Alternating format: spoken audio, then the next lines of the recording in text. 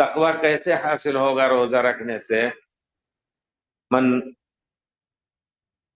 کان صوم یوم صومه فلا یرفث ولا یفسق ولا یجهل، حدیث میں آیا ہے کہ جس کے روزے کا دن ہو تو غلط بات نہ بولے، نہ ایسی بات بولے جس سے گندے الفاظ نکلیں، یا مذاق ایسا نہ کرے جس سے لوگوں کی تحقیر ہو۔ تو یہ سب ہے روزے کا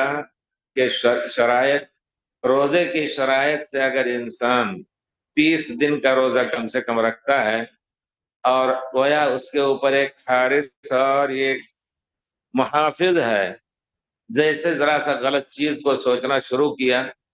تو